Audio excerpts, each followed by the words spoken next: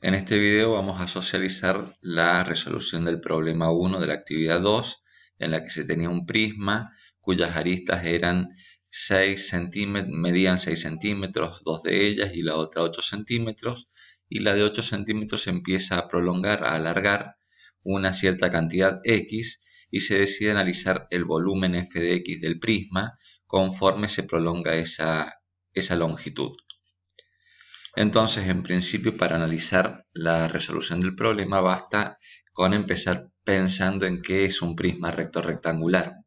Esta idea de, por ejemplo, la caja de zapato típica es un cuerpo geométrico formado por 6 caras rectangulares. En este caso, dos de esos rectángulos son cuadrados precisamente, de 6 centímetros cada lado. Y las otras 4 caras que se necesitan son rectángulos de 6 centímetros por 8 centímetros. Vamos a llamar en este caso al segmento, a la arista BC como ancho, a la arista DC como alto y a la arista CH como largo.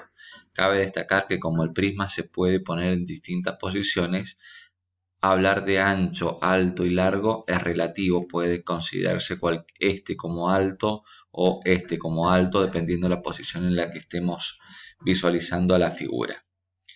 Cuando queremos calcular el volumen del prisma, debemos pensar en que el volumen de este tipo de cuerpo se calcula como la medida del ancho por la medida del alto por la medida del largo.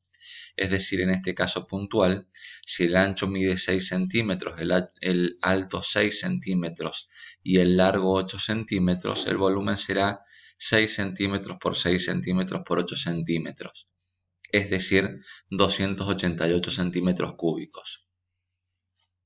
Pero, ¿qué es lo que sucede en este problema? Un problema, una situación de cambio hay.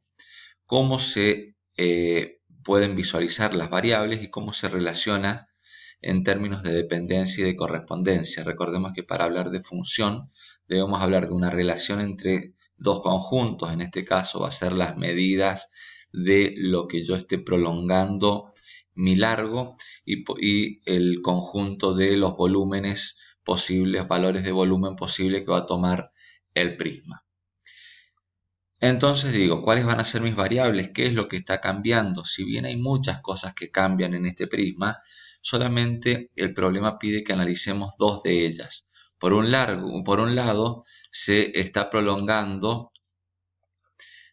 el largo L una cantidad X, es decir, que esa prolongación del largo va a ser una de mis variables. Y por otro lado, también lo que está cambiando es el volumen del prisma, que es lo que queremos analizar, y esa va a ser mi otra variable, es decir, prolongación del largo del prisma, que lo hemos llamado X, va a ser una variable y volumen del prisma la otra. Como el volumen depende de cuánto he prolongado yo ese largo del prisma, puedo decir que el volumen es mi variable dependiente y la prolongación la variable independiente. ¿Qué valores va a tomar la prolongación del largo? Dice, obviamente, como es una medida, tiene que ser números desde 0, si es que no se prolonga nada, en adelante. Es decir, números reales, positivos o ceros. Números mayores o igual que 0. Cualquiera de estas tres escrituras hace referencia a los posibles valores que va a tomar la variable independiente X, prolongación del largo del prisma. Es decir, hace referencia al dominio. Si quisiéramos analizar los posibles valores que toma el volumen del prisma, es decir, la variable dependiente, estaríamos pensando en la imagen. ¿Cómo se corresponden las variables? Por ejemplo, veamos una representación tabular, que es una de las cosas que se pedía. Si el largo no se prolonga nada, es decir, la prolongación X es de 0 centímetros, el volumen del prisma en centímetros cúbicos lo voy a poder escribir como 6 por 6 por 8, es decir, 288 centímetros cúbicos de volumen, que es aquello que habíamos calculado como el volumen inicial que teníamos en el prisma cuando no se prolongaba nada. ¿Qué pasa si prolongo 1 centímetro el largo del prisma? Es decir, sigo teniendo esta arista, este ancho que mide 6, este alto que mide 6, pero este largo ya no mide 8, sino que mide 8 más el centímetro que le he agregado. Es decir, que el volumen será 6 por 6 por 8 más 1, lo cual me da 324 centímetros cúbicos. Y así con 2 sería un prisma de 6 por 6 y el largo 8 más 2 centímetros. 6 por 6 por 8 más 2 que me da 360. Para 3 sería 6 de ancho, 6 de alto por 8 más 3 que es el largo. Para 4, 6 por 6 por 8 más 4. Y para cualquier otro ejemplo, por ejemplo, 5,78 será 6 por 6 por 8 más lo que se prolonga, que es 5,78. Si busco regularidades, puedo observar que el volumen f de x de este prisma lo estoy calculando como 6 por 6, medida del ancho, medida del alto, por, y el largo, que es 8, que es lo que tenía inicialmente, más la prolongación x. Es decir, que esta sería la fórmula que me permite hallar el volumen de este prisma. Puedo observar que si yo aumento de 1 en 1, de 1 centímetro en 1 centímetro, la prolongación del largo, el volumen 2,88 pasa a 3,24, a 3,60, a 3,96, a 4,32, está creciendo de 36 en 36 centímetros cúbicos. Es decir, que al momento de analizar coloquialmente esta variación, lo que estoy diciendo es que tengo un prisma que tiene un volumen inicial de 288 centímetros cúbicos y por cada 1 centímetro que prolongue el largo, por cada 1 centímetro, el volumen aumenta 36 centímetros cúbicos. Esto habla de una variación uniforme porque siempre varía de la misma manera, de forma constante. Y la velocidad de cambio es de 36 centímetros cúbicos por cada centímetro de prolongación del largo que haga. Como hay variación uniforme, esto se puede modelizar a través de una función lineal, cuya fórmula es f de x igual a m por x más b. F de x y x las variables, m y b la pendiente y la ordenada del origen respectivamente.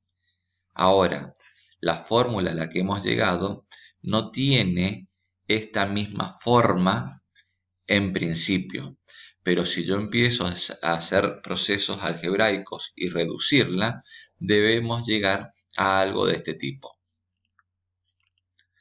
Cuando yo desarrollo 6 por 6 por 8 más x, me queda. Puedo resolver 6 por 6 que me da 36 y luego aplicar propiedad distributiva de la multiplicación respecto de la suma y me queda 36 por 8 más 36 por x. Es decir, 288 más 36 por x, donde la pendiente es el número que multiplica la x, es decir, más 36, y la ordenada del origen en este caso es 288. Y esto nuevamente refleja lo que yo había planteado acá en la explicación coloquial de la variación. Tengo 288 centímetros cúbicos de volumen inicial y conforme aumente la prolongación del largo, yo voy a ir incrementando el volumen en 36 centímetros cúbicos por cada centímetro de prolongación que tenga.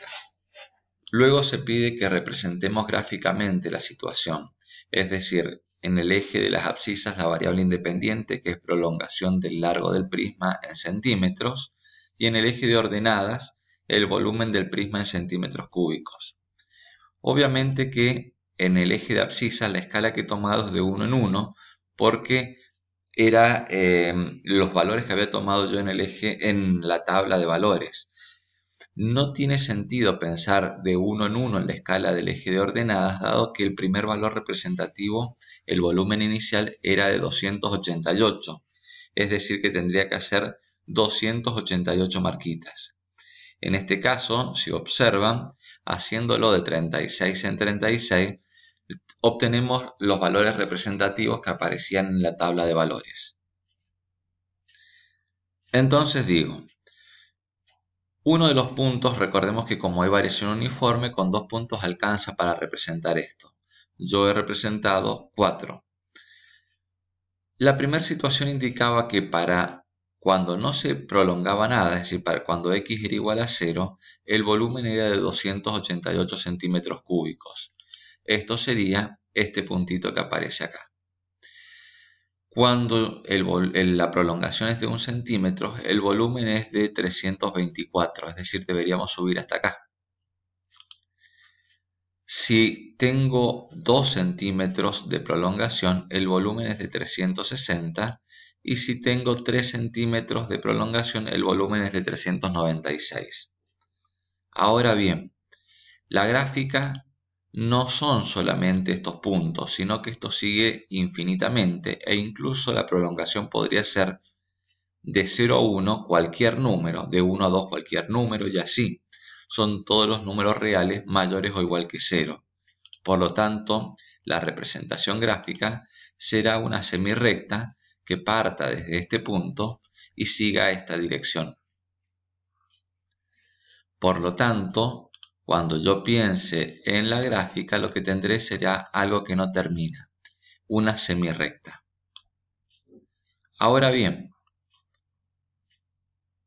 el último interrogante, dentro de los interrogantes que se planteaban, uno decía por qué sí o por qué no esta situación se puede modelizar con una función lineal, y hemos dicho por qué hay variación uniforme. ¿En qué variaría si solo se pudiese prolongar hasta 5 centímetros? Pues en las variables serían siendo las mismas, nada más que en lugar de ser esto, mi dominio sería con un x mayor o igual que 0, pero menor o igual que 5, es decir, un intervalo cerrado de 0 a 5. La imagen, que en el caso de recién era de 288 al más infinito, ahora será de 288 hasta el volumen correspondiente para una prolongación de 5. En la tabla no podremos poner cualquier número, este de aquí no se podría poner, deberíamos haber puesto únicamente hasta 5, es decir, esta sería la última cuenta y el volumen final sería de 468 centímetros cúbicos, es decir, que el volumen iría desde 288 hasta 468. La explicación que teníamos acá coloquial sigue siendo la misma y la fórmula sigue siendo la misma. En cuanto al gráfico, no sería una semirrecta, es decir, con principio y no tendría fin, sino que esto tendría un fin hasta 5. Es decir, una vez que yo marcaba el punto 5 acá, nuestra gráfica no podía ser todo esto, sino únicamente un segmento que vaya desde acá hasta este, que es el valor final que podemos tomar en nuestra situación. Esta sería la gráfica de la función en cuestión.